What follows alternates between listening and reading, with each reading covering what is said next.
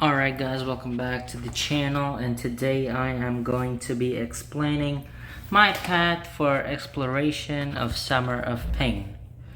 Let's start off with this, and then at the end of the video we have a really nice opening, and we select our T5CC. So let's start off with the classes. You want to use all 6 paths and you want to do all 6 classes. Now the champions I use, that's what I'm going to mention here. It's not a guide per se, but many of you who are Thronebreaker or even high on Cavalier probably have these champions ranked 5.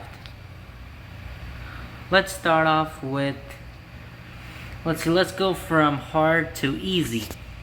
First off is this Mysterio. This Mysterio is really the most painful champion there is out of all of these, arguably.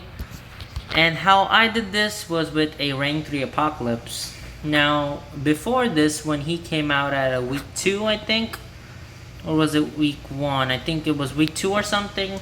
I used my rank 5 Apocalypse to take him out, and I was able to solo. So this fight can definitely be done with the rank 5 Apocalypse or rank 3 solo.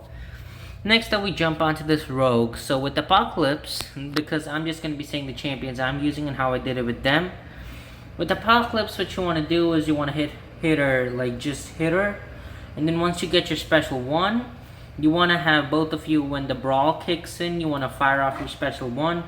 This will hopefully hit her block and do a ton of damage. I do not think you can solo this fight with average gameplay. I would recommend at least 2 to 4 revives, depending how good you play and how boosted you are. And the node here is basically the one where you can only get 8 competence charges. It's really not that hard with Apocalypse because it's actually really easy. I did it fairly easily. Definitely you want potions for this because Apocalypse has a really big health pool. But it is definitely, you're able to solo the Grandmaster all the way up to his 30%. Then depending how good you are with reverse controls, I recommend 1 to 2 revives. So for this path, I'd say 5 to 7 revives, depending how good you are, would be a good target with a rank 5 Apocalypse. Oops. Secondly, let's go for this one. Yeah, this one should be good. So this would be your mutant objective. Now for this one, I did Dr. Doom. And Dr. Doom is really easy for this Mr. Sinister. He basically ignores the node.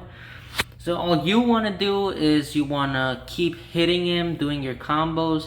You may want to take precision off for this fight, but it's really not going to matter. And then once you reach your special 2, you could either fire off your special 2. But when you use the special 2, you want to make sure he doesn't counter with the special 1. Otherwise, you're going to be instantly KO'd because the instant rates come back to you.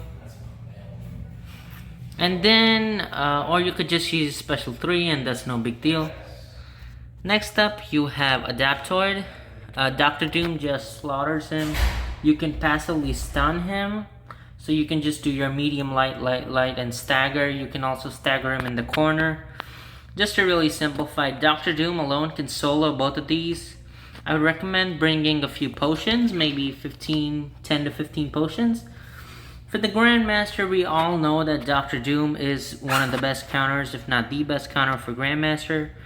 The node inflation is right, so granted from each. Alright, so the Grandmaster, just you don't want to get hit. But Doom is so tanky, so it's just basic Grandmaster fight. The nodes are pretty good in your favor. Next up, I think what is most difficult would definitely be this Venom. With Venom, who I used, right, so till now we have Mutants and Mystic. Here I used my Cosmic Objective and CGR. I used a rank 2 Awakened CGR. What you want to do in this fight is you want to do first you want to get your Vigilance Judgment, then you want to get your Power Gain Judgment, and then you want to fire off your special 2. What happens here is that when your special 2 knocks down the opponent, he's going to purify the debuffs, then he will hopefully go for a special 1 or his own special 2. You back off from that special 2, and that is when you whiff a heavy. This way for your next couple of combos and your next special, you're getting more armor breaks. And that's just a really good way to do this fight. Definitely a solo is fully possible. I needed 1 revive, and that's just like I slipped up, right? Everybody slips up.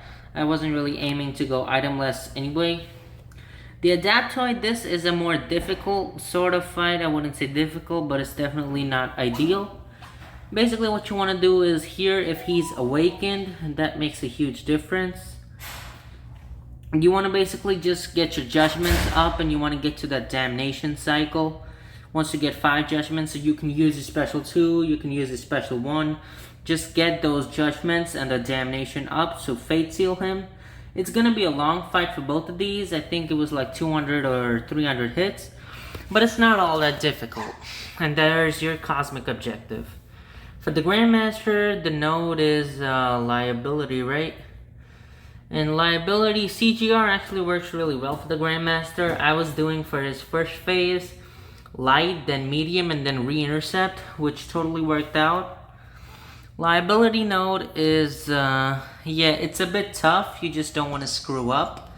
But CGR can do all the objectives, like whatever the challenges he throws at you. You just don't want to screw up with his special 1.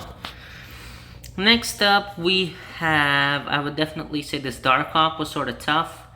For Darkhawk, I used Guillotine 2099. This was a rank 3 6-star.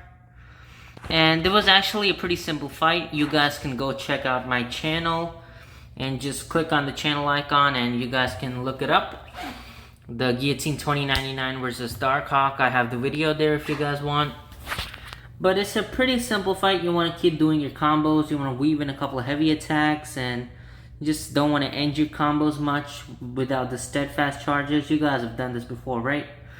For the Grandmaster, honestly, this is one of the worst ones because Guillotine 2099 does not crit. So even though he's going to be gaining, like, even if she has, like, it's going to be a long fight. And let's see. Opportunistic. Yeah, this is a pretty good, it's an okay node. For this gal right here, for Rogue, what you want to do is when you have your 100 combo 1 up, you want to be hitting our block quite a bit. You also want to be doing your combos, natural combos. You can hit your special 2 in our block. You can probably get 50 to 60% off this way. And then I would recommend no revives for Darkhawk, 2 revives for Rogue. And then at least 3 to 4 for the Grandmaster if you're not like skilled. It's going to be a long fight. So 7 revives here. Next up we have Symbiote Supreme. He's actually relatively simple. Hulk does this fight. I did this fight with the rank 1 Immortal Hulk. Again, it's on my channel. I used a rank 3 Red Hulk actually for this path. He actually works really good. I'd say 1 revive for these 2 fights. Ghost, as you guys know, is the simplest fight there is. Just hit her, get her in her corner, try to do some heavy attacks, maybe a special. And for the Grandmaster, I don't think it's anything too bad. Uncertainty. Alright, yeah, this is pretty simple. Like, the only problem you might have is in his 3rd phase when he says knock me down. That one, I would just recommend just skipping it. Just get the blunder. It's not going to make a big deal. Red Hulk actually works really well against the Grandmaster. Like, you can definitely solo it. I would recommend just like 1 to 2 revives for 1 to 3 revives for the whole 3 fight path. Last but definitely not least, we have skill. I used a rank 3 Nick Fury. He worked like a charm. A rank 5 Nick Fury will do the job too against Emma Frost. You want a deep wounds up? I would recommend 3 out of 5 deep wounds at least.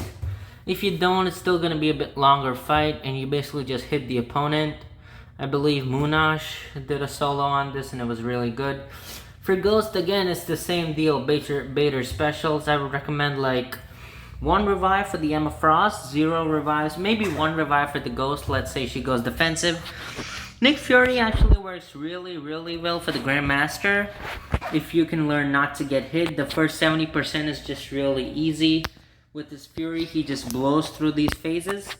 I would recommend 2 revives on the Grandmaster, just considering if you slip up. I definitely took 3 revives for the whole path, if I remember. Let's see, sorry, what was that? Let's take a look again. Evaluation. Oh, sounds like an exam. Oh, this one's like really simple. I actually ended up parrying this one and I was like surprised. But it's like, basically there's like no note on him. And there you go, ladies and gentlemen. I have showed you all 6 pats and how I did them. Alright, so that's gonna be it for this video. Definitely leave a like and subscribe if you enjoyed. And have a great day, guys. Let me know in the comments below what you guys think of this video. And are you guys gonna be attempting a 100% Summer of Pain Week 10 with the objectives? Alright. See you guys later. Have a fantastic day.